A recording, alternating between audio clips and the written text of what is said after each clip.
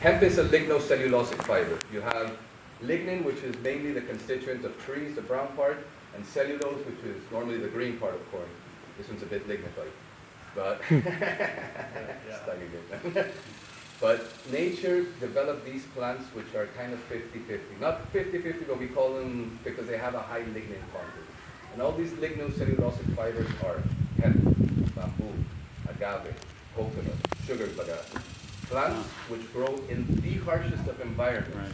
When we come to engineering, marine grade is like, wow, paints that are very expensive, chemicals that are very toxic, because the sun, the salt, and basically the wind will destroy, but like not even go quickly, it will destroy every material that we know of as humans, at least most of what we know, if you leave it by the ocean. Grab a coconut, put it there, and see how long it takes to disappear. It might take a couple of generations for it to go. Coconut is so strong, its fiber. It can fall off a tree, run into the ocean, cross another continent, run up onto the beach, plant itself, and grow up again without anything. Yeah. Coconut water is one of the best things that we can use as humans. It's one of the best electrolytes. You can actually have blood transfusions with coconut water. That's how sacred it is. And that's why we see that these plants are... Agave was one of the most sacred plants for Mexicans. Well, not Mexicans, pre-colonial, I call it, Native Americans. And they didn't do tequila, or they didn't do mezcal. They fermented the agave, and they still make a drink which is called pulque. Pulque, it still has the inebriating effects, but it's one of the things with the most probiotics you can ever imagine. That thing will heal you, fix you, and these are what we're seeing, that all these plants which grow in the desert, which grow in the sea, like hemp, that will grow, it will thrive, not grow, it will thrive in most places. You have to let it lignify. If you ever look at a cactus or an agave, look at it after it's old and it grows, and the bottom part that it has is very woody. That's what you're looking for in hemp, because that means that your hemp aggregate is going to be tough. If you have hemp that's derived from fiber, from the clothing fiber, most of the hemp has to be cut before the plant flowers. Because if the plant flowers, then the textile is rough, then you can't make that soft cotton kind of feeling. So we're in a 50-50 again. Because as builders, we need farmers to grow lignified hemp. But hemp farmers are having trouble seeing where they allocate the product, and they need to go down the fiber line so that they can make their money back. But then that means that they're not giving us the better hemp. So that's also something that if you have a chance, if you have an opportunity, grow hemp for textile, grow hemp for bioplastics and construction, grow hemp for food. Yes, it's a wonderful plant that you can do a dry crop and all these things, but we have to get away from these kind of mentalities of 24/7, everything all the time. It's just, nature takes its time. And if you give it its time, it will give you some of the best results. So make sure you have highly lignified hemp. IRC code says no fiber. Personally, add fiber. Most of the building materials that you have, the new modern cements, they have fiberglass added in it, because fiber gives you extra tension. Most concretes or cements, they have very good compression, but they work terrible for tension, and that's why they need to have rebar. Or they're adding synthetic fibers into them so that the plasters are stronger, they don't crack, and those kind of things. With that philosophy, if hemp is one of the strongest fibers in the world, why take it out if it's already mixed in? And especially if the process is much easier. It's much easier to chip than to decorticate. Decorticate is very expensive. Chipping is something that any farming equipment can do.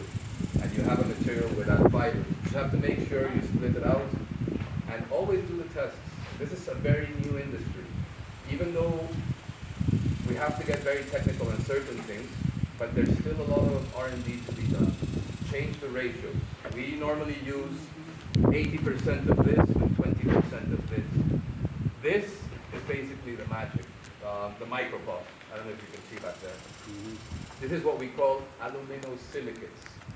It's a mixture between aluminum and... Yeah, and I think just to illustrate this without, so this one is just hydrated lime, white lime. It works fine, you still have to coat it, but it's a little crumbly and it takes longer. This had a pozzolana. and you can see the difference here. It almost has a plastic effect to it, and it sticks together a lot better. So you can just see that. Correct. Because at the end, it's, if we analyze it as standard chemistry, you kind of miss out a lot of the magic that happens. And if you look at it like a geopolymer, investigate geopolymers, he worked a lot on pyramids in Egypt. And basically they claim, or that's a theory, the pyramids in Egypt were either built with mammoths and these massive ramps, which would have been 3 times the expense and the work of making a pyramid, and there's no ruins left already, there's no trace of that, or it was alien. So it's like, all right. So that's what we have to work with. So he actually was claiming, well, it wasn't sound taken up, it wasn't, how about they cast them into place? And if you cast it into place, you can get perfect seals between stone and stone. And he actually did that method. You have to use what they call glass water and these kind of silicates. It's a bit toxic, but you can make some very hard stone. So he did his method according to the materials that they would have, and he took the stone from the pyramid, and he took it to the Geology Institute of France and said, can you please tell me the difference? And they said, same stone, same pyramid. So he said, no, I made this, and this is from the pyramid, which means there's a very high probability that not only those pyramids in Egypt, but then he went to Peru, to many of the sites in the world which apparently they say they have these high-tech laser cutters, because it's in the weirdest of cuts, these stones, but they're perfectly aligned. They go straight and then they put like a little edge on the side, and then one's kind of going. But if you had like some good formwork, and certainly they had very good carpentry skills. You look at some of the ruins in India, you see the stonework, and they would chisel pieces like this perfectly. Imagine you're almost to the end, and and you have to start again, like, bring me a new piece, you know? They couldn't fail. They were very, very good artisans. So anyways, if you analyze hemp as a geopolymer, it's basically a line-based geopolymer. To accelerate that setting, you need to use aluminosilicate. Look up what's called the 10 Books of Architecture by Marcus Vitruvius. He was the architect of Julius Caesar. That's the guy who Da Vinci picked. He built around year 0, or his book is around year 0, and he made those 10 books how to specify an architect, what are the characteristics that an architect should have, how to understand climate, how to even understand stars, positioning, all these kind of things. Book number 2 talks about materials, building materials. All these recipes, all these formulas are in there. They just used to use volcanic material, volcanic ash. All these volcanic materials, and that's why they're called pozzolans, because the town's called Pozzolani. And Pozzolani was like those guys from Pompeii that they kind of got caught in a bad day. All that volcanic ash is the best material to mix with lime, and that's one of the bases of Roman concrete. It's so good that you can actually mix it, or you should mix it, with seawater. There is no material that we know of modern day that it's compatible with seawater. It will all die. You put concrete or Portland cement with seawater, you get efflorescence, basically you get the salt coming out. It doesn't work well with humidity. It's terrible. And then that affects the rebar inside. So then that will rust, and like it happened in Florida a couple of months ago. Right. Whole building just came down, and then what happens there? I thought the engineering and patients at the code, like, oh, well, we forgot, we're right in front of the ocean. Well, anyway, that's what the Romans could do. And they used to call it opus cementum. Opus means obra. It's a grand thing. That's why it's one of the 7 wonders of the world. And he wrote those 10 books to leave to Julius Caesar, just in case, like he said, if I'm not around and nobody here can kind of follow what I'm doing, here's the manual. It's over 2,000 years old. Why don't they teach us this kind of things? Book 1 in architecture, you know, it's like, here, start with this. So it's over the Bible. They built a dome. It's called the Pantheon, the Pantheon. I believe it's at least 60 feet.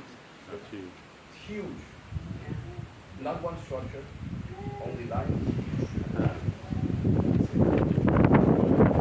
Tell us a modern builder today to build something like that without the structure that no, this cannot be done.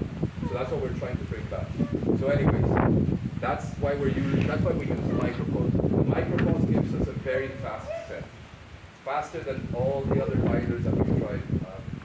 I've been very fortunate to work with many hemp builders, the old school guys, Jürgen, the guys who developed a lot of this stuff back in the day. We worked in Europe, we worked in Latin America, we built a house in Marfa. We work with Hemp Technology, who's a company that built the first hemp house in the US. We're basically their Latin division. So we've had the chance to try all the binders, the French ones, and then it comes to price. Because if you're going to import lime from the other side of the world, it reacts. That's why Texas couldn't be more local, because you have some of the best lime in the world manufactured locally right here. So all you need is basically find a more local source of positives. Positives can be burnt rice husk, zeolites, bentonite. There's a whole diatomaceous earth. Anything that has a high ratio of what we call amorphous silicon dioxide, it cannot be symmetrical, it has to be amorphous. Amorphous means that it kind of has a pattern and then it breaks off random. Then it has a pattern and then it breaks off random. That will give you basically that set with the line. That's where the magic starts to happen. Because we need that to be able to take the forms of immediately.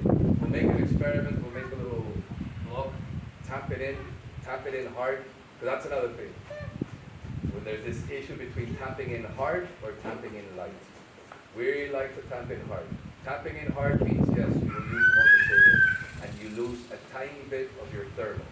When we're talking about the R value, hemp will go to like 2.2, 2.5, depending on your mix, and ours go to like 2.25, we lose 0.15 of the R value. So we sacrifice a tiny bit by tapping hard, but that gives us like solid forms. And you can take off the forms immediately. Stand on it and see what happens. It's the only material that I know that you immediately take forms off, stand, and it's good to go, nothing happens. Anything else, and all that means more forms, more time, more. When we build this, we don't need a lot of forms. There's many ways to substitute the wood that you use. You can use even plastic board. You don't need to get that extra shuttering strength because it doesn't slump.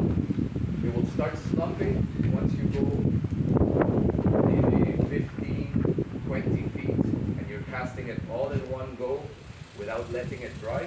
Then yes, with the water it's heavier and it will start slumping. You might have to protect it more. Otherwise, you're literally just putting wood screws onto a plywood and just putting the material in. So I recommend that you do give a good tap.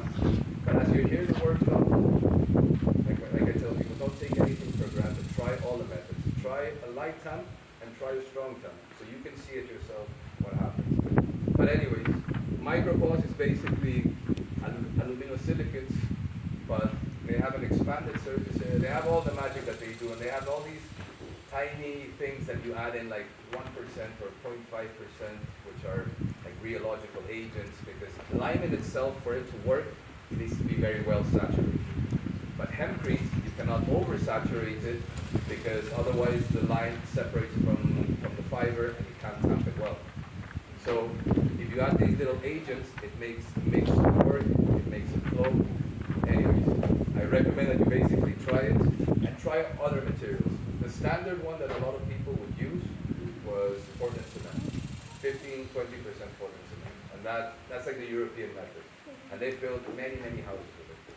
The problem with Portland cement, especially when you're doing a stud work, is that it shrinks a lot. So you're tapping the material, and you're tapping all the way across up onto this. You come back in a couple of days, and you can have like a quarter, an eighth of an inch of separation. And how do you fix that? You know, you either have to caulk the whole thing, but then caulking means it's a different element. Might as well you use something else. And that's why it's very important to have a good binder, because you don't want it to shrink, you want it to set fast. And the French stuff works fantastic, but it's very expensive. It's very expensive to bring over. And at the end, this is made in Mexico, and Mexico is we all used to be the same place. And it's so crazy that the border is so long, but from here to Mexico City, it's closer than if we have to go from Mexico City to Tijuana. That's how close Mexico and the US are. So all this this just makes a lot of sense in terms of building, making more healthy homes, and very highly engineered homes with a very simple method. All right? So enough talking, man. Let's get to work. Let's get to building. I recommend, like Luke was saying, try to stay away from lime is very costly. It's not toxic, but it will burn you.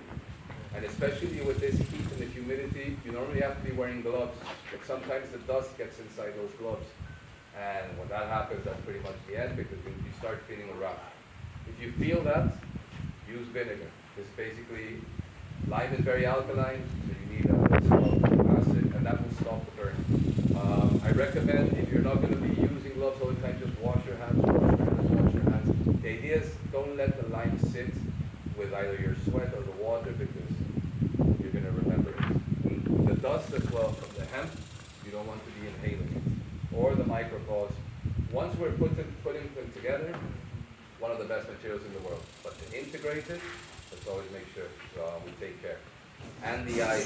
If anybody gets lime into the eye, immediately wash it, wash it, wash it, wash it like well for like a good 5-10 minutes. Because even though it seems that it's gone away, all these materials react with water. The moment they touch water, which is an eye or a lung,